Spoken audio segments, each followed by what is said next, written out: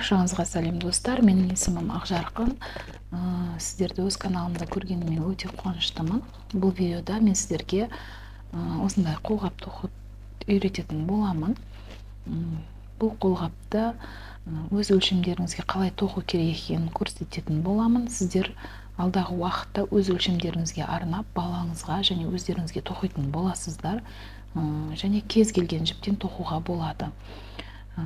Бұл видеоны көрмес бұрын менің каналыма тіркеліп, қоңыраушаны басып қойсаңыздар, алдағы уақытта шыққан сабақтарды да ең алғашқы болып көретін боласыздар. Ең алдымен бізге тоқымас бұрын, ең алдымен бізге осындай кішкене өзімізге осындай образец тоқып алуымыз қажет. Бұл образецті қолғапты қандай размердегі, өлшемдегі спицмен тоқисыздар, сол өлшеммен тоқуымыз қажет. Образецті тоқып болған соң, бұны кішкене үттіктің парымен ұрып, петаларымызды ровно қылып жатқызып аламыз.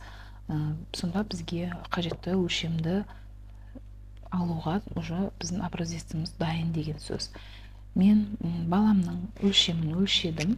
Менің баламның өлшемі 14-те 5 екен. Мен круглый сумманы алдым, 15 деп 15 сантиметр, яғни 15 сантиметр екен. Өлшемді қалай аламыз? Өлшемді біз алақанымыздың ең кең жерін өлшеп, былай полный бүйтіп өлшеп аламыз. Полный қанша шығады? Менде мысалы 20 сантиметр болса, менің баламда 14-те 5 екен, яғни 15 сантиметр деп алдым. Енді 15 сантиметр деп аламыз. Кейін біз образецімізді өлшейміз. Сіздерге көрсететін болайын осындай сурет бойынша. Былай, мысалы, менің образецім. Осы образецті мен былай өлшедім. Яғни 10 сантиметрде мына жерде қанша петля, мына жерден санайтын боласыздар. Мысалы, мына жерден бастап 1, 2, 3 деп 10 сантиметрде қанша петля, соны жазатын боламыз. Менде 10 сантиметрде 23 петля шықты. Алып болдық. 10 сантиметрде былай тігінен айтқанда 30 қатар менде. 30 қатар. Өлшеміміз, енді өлшеміміз дайын. Образецімізді өлшеп санап алдық. Ары қарай не істейміз? Біз мынау 23-ті көбейтеміз 15-ке. Тең болады. Менде 345 болады. 345-ті бөлеміз 10-ға. 10 сантиметрге бөлетін боламыз. Сонда бізде 34,5 шықты. Мен 34,5-ті толық саңғып алғым келді. Кем алғым келмеді, өйткені кішкене қолдың мынандай бос тұрғаны жақсы. Қатты қысып тұрса, баланың қолы жаурайды, сондықтан сәл бостау болған жақсы. Мен округлить етіп 36 сантиметр, 36 деген санды алдым. Не үшін 36? Өйткені 36 маған 2-ге бөлінетін сан. 2-ге ровно бөліну қажет, 35 болмайды, яғни 36.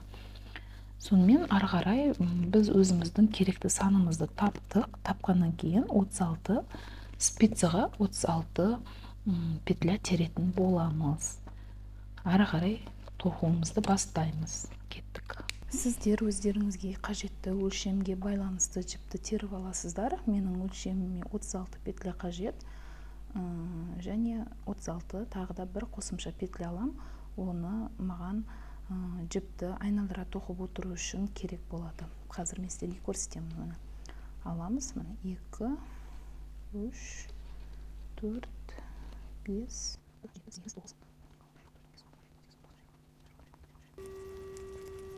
Міне менде қазір мына жерде 36 және тағы біреуін қосымша ретінде аламын. 37. Енді осыны мен жіпті айналдырып тоқу үшін қосуым қажет. Оны қалай істейміз? Ары қарай көрейік міне. Ол үшін мына жіпті ортаға жылжытамыз да, ортасынан бөліп, жартысын бір спицаға, келесі жартысын екінші жағына жылжытуымыз қажет. Қазір мен санайын: 1 2 3 4 5 6 7 8 9. 36-ны 2-ге бөлдік. Сөйтіп, оны меха қарай жылжытамыз. Жіпке мұқият болыңыздар, айналып кетпеуге қажет.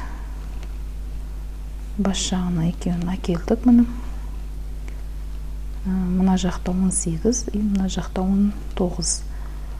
Енді ары қарай біз айналдырып тоқу үшін екеуін бір-біріне қосуымыз қажет. Оны қалай жасаймыз? Қазір оны оң жақтағы спицадан бір петляны алып, екінші сол жақтағы спицаға өткіземіз. Өткіздік. Енді мына жіпті жақсылап тартып ұстап отырыңыздар саусақтарыңызбен. Міне астындағы спицаны шығарамыз. До конца тартпаймыз. Осында леска қалу керек. И оң жақтағы спицаны бірінші петляға кіргізіп, арт жағынан екінші петляны ортасынан шығаруымыз қажет. Міне шығарып, сосын алғашқы петлямызды түсіреміз спицадан. Міне. И қайтадан екінші петлямызды орнына қоямыз. Сол моментте жіпті ұстап отырыңыздар қатты, мына жер ашылып кетпесін. Ашылып кетсе де ешнәрсе етпейді, кішкене тартып қойсаңыздар болады. Осылай ары қарай тоқымамызды бастаймыз. Ол үшін бізге осындай резинка тоқу қажет. Бір оң және бір теріс. Менде мына жерде 14 қатар резинка тоқимын.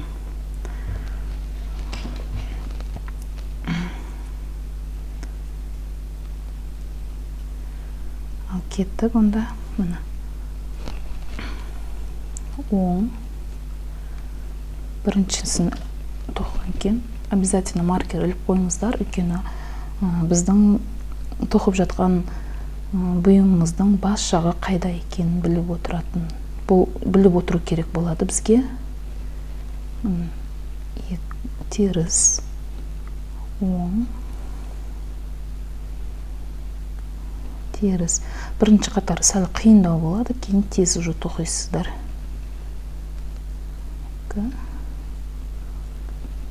Теріс.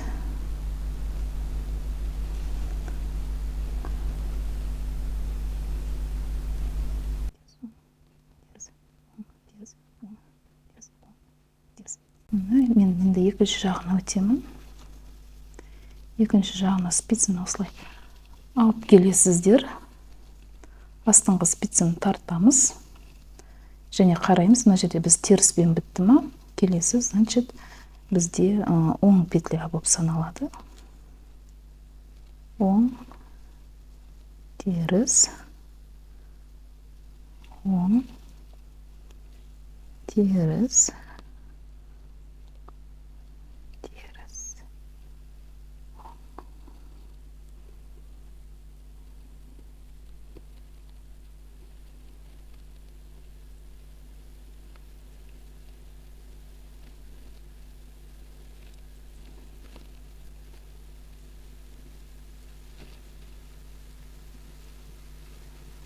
Біз теріс петлямен аяқтадық. Енді өздеріңіз ары қарай өздеріңіз тоқыңыздар. 14 қатар мен өлшемім бойынша, өздеріңізге өлшемдеріңіз қандай, сол бойы тоқитын боласыздар. Мен өзіме қажетті қатарымды тоқып шығардым, яғни мен өзіме 14 қатар қажет болды. Ары қарай бізге осындай тағы да бір маркер қажет болады, басқа түстес, сары түстес болмасын, өйткені қай жағы бас жағы, қай жағы аяқ жағы екенін білмей қаламыз. Сондықтан бізге басқа түстес бір маркер қажет болады. Енді біз ары қарай екі қатар тек оң петлялармен тоқып шығатын боламыз. Екі қатар оң петля тоқып болған соң бас бармақты шығаратын боламыз. Өздеріңіз екі қатар самостоятельно тоқып шығыңыздар. Мен екінші қатардың соңына кеп қалдым. Енді мен өзім маркерімді іліп қоятын боламын. Маркерді іліп, соңғы петляны тоқыдым. Енді ары қарай саусақты шығаратын боламыз. Оны қазір көрсетемін қалай жасайтынымызды.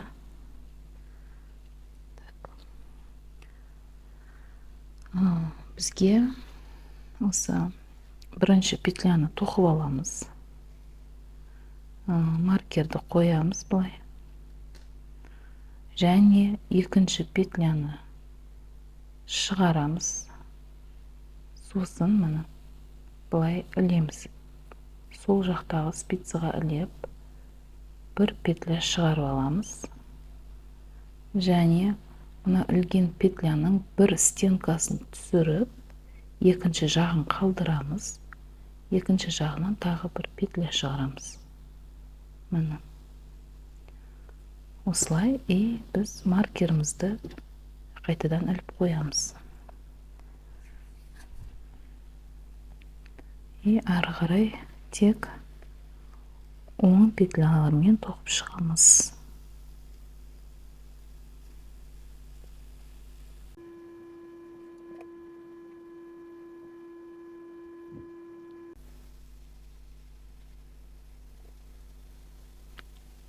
Соңында менде екі петля қалды.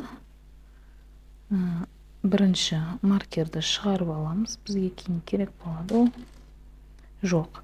Маркерді шығарып болып, мына жаққа іліп аламыз. Өйткені бізде екі петля қалу керек. Тоже қалай біріншісін, басында қалай жасадық, бұны да солай жасаймыз. Петляны оң спицаға шығарып, сол спицаға тек іліп аламыз бұлайынан. Кейін петлямызды шығарамыз, оң тоқып, мына бір стенкасын жібереміз. Екінші стенкасынан тағы бір петля шығарамыз. Соңғы бір петля. Енді екінші қатары, жоқ, бұл үшінші қатары болып саналады. Өйткені біз екі қатар оң тоқып шықтық. Үшінші қатарда қосымша бір петля қостық. Енді бұл төртінші қатарын тек оң петлялармен тоқып шығамыз. Тек оң петлямен тоқып шығуымыз қажет.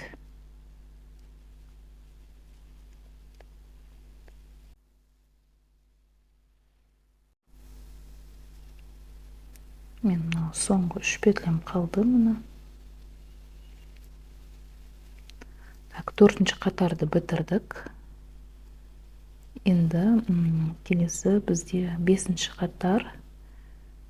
Бесінші қатарымызда тағы да соны қайталаймыз, бірақ бірінші екі петляны тоқимыз. Екі петляны тоқимыз, кейін үшінші петлядан қосымша бір петля шығаруымыз қажет. Оны тағы да тура солай шығарып аламыз. Тоқып, бір стенкасын жіберіп, келесісінен тағы біреуін шығарып аламыз. Бізде мына жақта 4 петля болды. Ары қарай тек оң петлямызбен тоқимыз.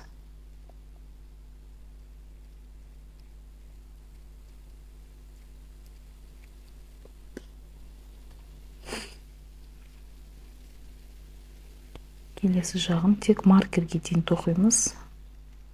Көк маркерімізға шейін тоқып, тағы да сол жерден петля қосатын боламыз.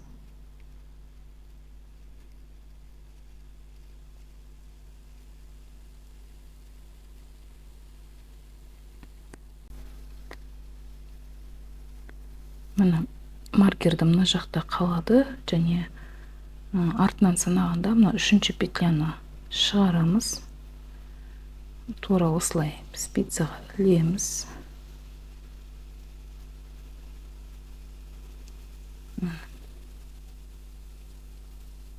Спицаға іліп,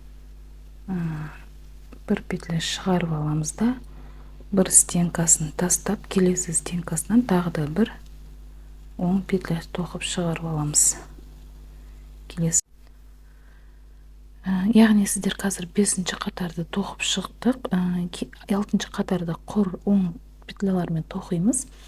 Кейін 7-ші қатарда прибавка болады. 8-ші қатарда әшейін тоқимыз.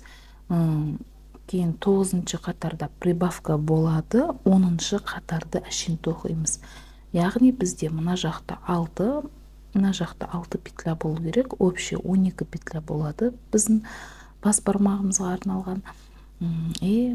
Одан кейін мен сіздерге ары қарай қалай саусақтың ұшына дейін тоқып, яғни мына мизинецке дейін тоқимыз, кішкене саусағымызға дейін. Ары қарай бізге қысқарту қажет болады. Соны қалай жасайтынымызды сіздерге көрсететін боламын. Яғни қазір біз 10-шы қатарға дейін өзіміз тоқып көрейік, қалай шығады екенін. Мінекей мен 10-шы қатарға дейін тоқып болдым. Толық 10-шы қатарды бітірдім. Енді маған осындай кішкене жіп, ине қажет болады. Мына инеге жібімізді өткізіп дайындап қоямыз. Любой түсте жіп.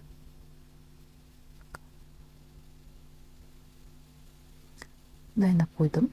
Енді бізге саусақты бөлек алып қою керек. Өйткені біз бірінші мынау алақанға жоғары қарай тоқып бітіреміз, кейін ең соңында саусағын тоқитын боламыз. Енді не істейміз? Оны бірінші мен бір қатар мынау артыңға белгіленген көк маркерге дейін тоқимын.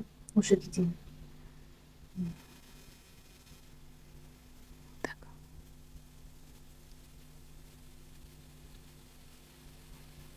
Что видео онша анық болмай жатыр. Так. Көк маркерге дейін тоқып алайын.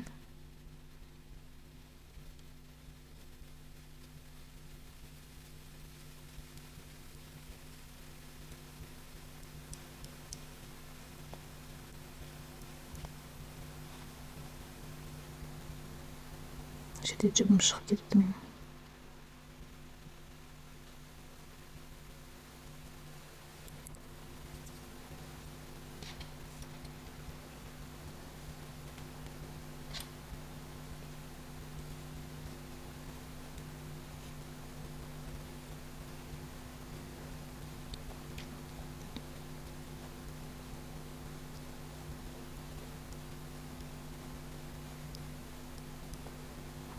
Маркерімізді алып тастаймыз. Енді бұның бізге қажеті жоқ.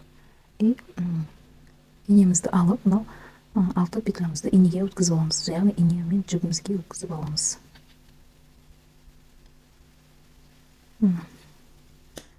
Келесі жағындағынды өткіземіз.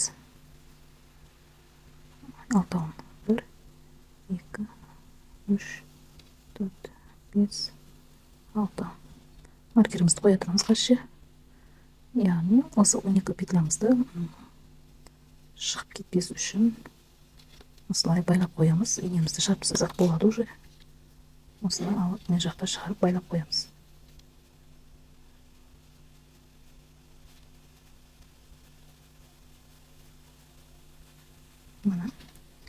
Ары қарай біз алғамыздан жоғары қарай тоқуымыз қажет. Менде баланың қолын өлшедім, ана жерден убавленияға дейін қанша екен? 3,5 сантиметр. Сіздер өздеріңіз өлшейсіздер. Мына жерден бітіп, мына саусаққа, мына сызыққа дейін саусақтың менде 3,5 сантиметр екен. Сіздер өздеріңіз өлшеп тоқисыздар. Мен 3,5 сантиметр тоқимын өзіме қажетті өлшемім бойынша. Енді кеттік, ары қарай жалғастыра береміз. Тура осылай бірінші петлямызды тоқып, маркерімізді іліп аламыз. Қатарымыздан жаңылыспауымыз қажет. Тек 10 петлямен тоқып шығамыз. Бұл жерде еш нәрсе істеудің қажеті жоқ. 3 немесе 4 сантиметр әркімнің өзінің өлшеміне байланысты тоқып шығады.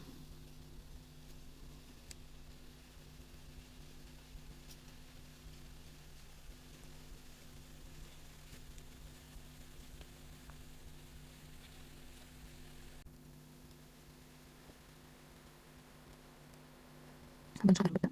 Енді екінші қатар.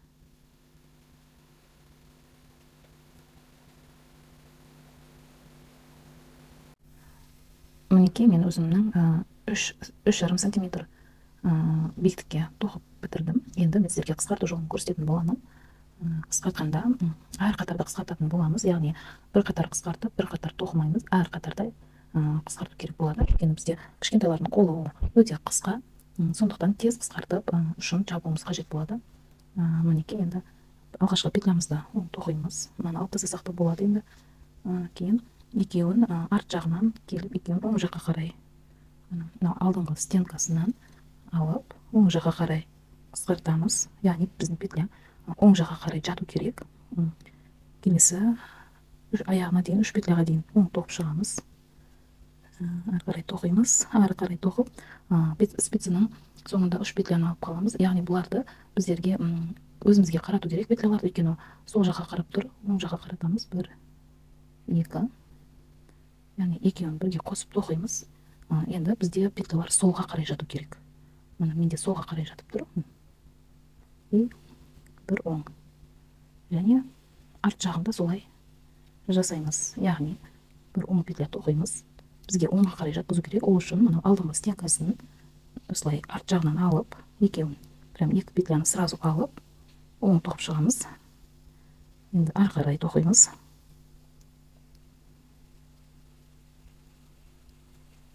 Соңында 3 петля қалады. Бұларды өзімізге қарату керек. Екеуін бірге тоқимыз. И соңғы 10 петля. Бірінші қатар бітті. Екінші қатарды да тура осылай қайталаймыз. Үшінші қатарда солай қайталанатын болады. Бір оң, екеуін оңға қаратып жатқызамыз. И оң тоқимыз. Үшеуін қалдырамыз. Өзімізге қаратып петляны екеуін бірге қоса тоқимыз. И тағы да бір оң. Осылай арт жағында осылай тоқимыз. Яғни бізде осы екі спицада, яғни алдыңғы және артыңғы спицада, мына алдында 5 петля, артында 5 петля қалу керек. Соға дейін біз қысқартып отыратын боламыз. Мына менде 5 емес 4 петля қалыпты. Мен алдыңғысында қателесіп кетіппін. Мынау алғашқы спицымда 4 петля, және артқы спицада 4 петля. Енді біз бұны жинап біріктіруіміз қажет. Сол үшін мына жіпті біраз ұзынырақ кесіп аламыз. И инемізге өткізіп, петляларымызды жинауымыз қажет. Так, инеге өткізіп алайын. Инемізге өткізіп алдым. Енді біз петляларымызды осы инеге өткізетін боламыз. Мына 2, 4,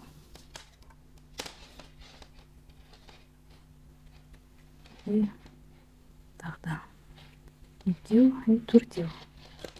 Өткізіп, жинап тастаймыз былай, қатты тартамыз.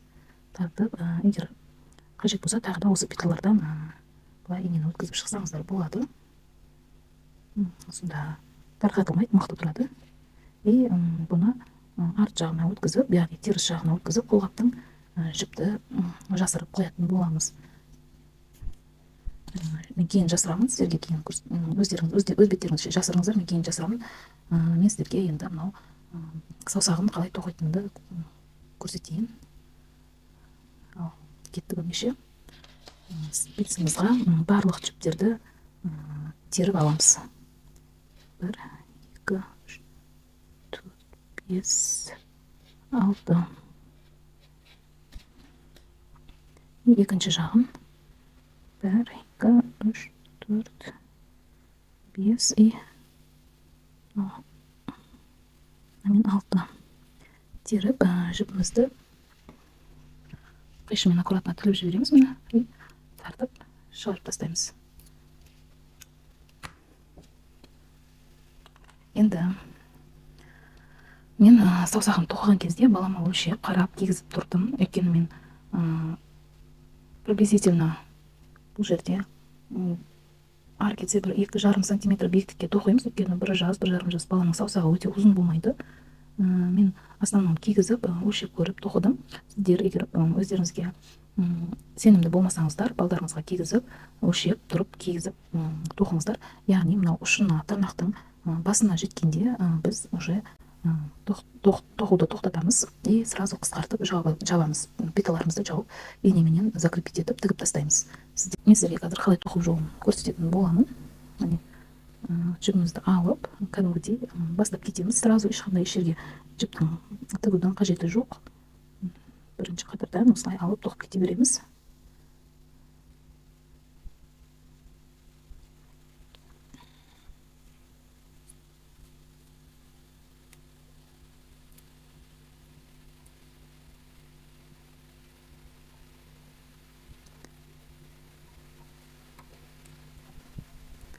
Яғни мына жерде бізде міне қараңыздар ашық болады. Бұдан еш қорғаудың қажеті жоқ. Жалғастыра тоқып кете беріңіздер. Мына жерде кішкентай тесік болады. Оны сіздерге инемен қалай жабу екенін, инемен қалай жабатынын көрсететін боламын сіздерге. Еш қорықпай тоқымаңызды ары қарай жалғастыра беріңіздер. Бірақ біраз қатты қысыңқырап тоқыңыздар. Арасы өте қатты ашық болып кетпесін.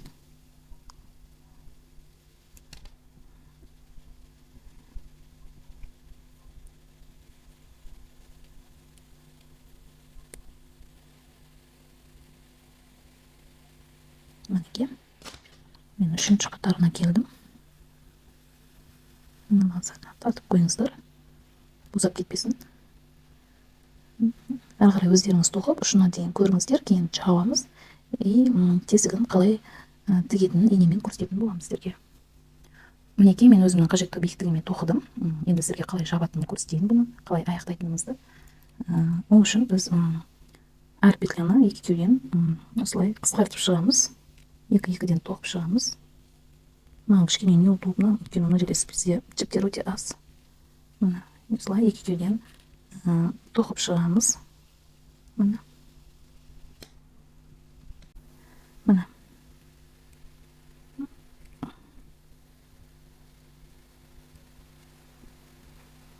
Туба түсінбедім, неге алынбай кетті ма? Так, міне.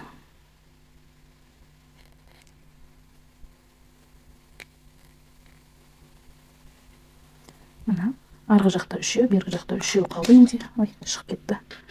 Так, 1, 2, 3. Енді сразу жібімізді өлшеп қырқып алайық, өйткені бізге мына кедергі жасамасын. Өйткені инеге өткізіп, сразу жинай аламыз жібімізді. То есть саусағымызды. Так. Енді осы өткізген ине жібімізге іліп аламыз. 1, 2, 3. И осы жақтан міне. 1, 2, 3. Осылай жинап. Жаңадай мен айтқандай, қайтадан осындай петлялардың арасынан өткізсеңіздер болады. Сәл мықтылау болады, еш тарқатылып кетеді деп уайымдамайсыздар. И сразу инені іш жағына жібереміз.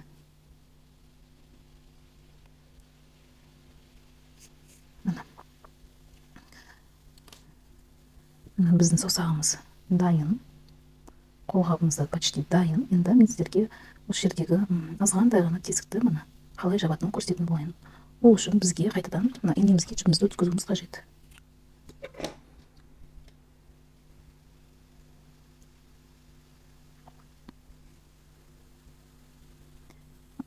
Қолғабымыздың ішіне саусағымызды бүйтіп кіргізіп, осыны ыңғайлап өзімізге алып аламыз. Мен енді қараңыздар. Мына жерде маған жақын петля бар. Соған кіргіземін.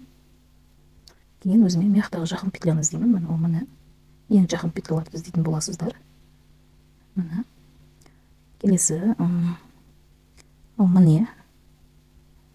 Осылайынан. Және мынау міне жақын петля өзіме кетті. И осы жағымнан мына петляны алайын. Келесі менде мынау петля болсын, міне. Жоқ, айналдыра тігіп жүріппін қазір. Мынау петля болсын. Мына жағынан аламыз оны. И бұған жақын мынау петля міне. Осылай тігіп. Аккуратно ішіне жіберетін боламыз келесі жақтан. И сол жақтан тартып былай ішінен жіпті жасыратын боламыз. Аккуратно тігіп былай жасырып шығамын.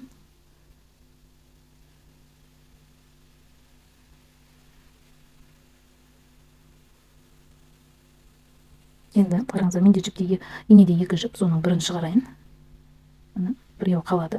И жанында бір петляға іліп алып, екеуін бірге қосып мықтап байлап қоямын. Міне. И артық жіпті әдемелеп түбіне кесіп аламын. Артық жіпті тастаймыз. Менде мына жердегі міне қараңыздар, тесік жабылды, өте аккуратно шықты, ешқандай тесік қалмады. И қалған осы артық жіптерді де осылай жасырсаңыздар болады. Кейін қолғапты жуып, кептіріп, баламызға ұсынсақ болды. Осыменен біздің мастер-классымыз тамам. Менде міне екінші парасы. Мінекей, өте керемет шықты. Енді мен жуынып өз балама ұсынатын боламын. Егер сіздерге мастер-классым ұнап жатса, комментарий қалдырсаңыздар болады, және маған тіркеліп алып, қоңыраушаны басуды ұмытпаңыздар. Келесі кездескенше сау болыңыздар.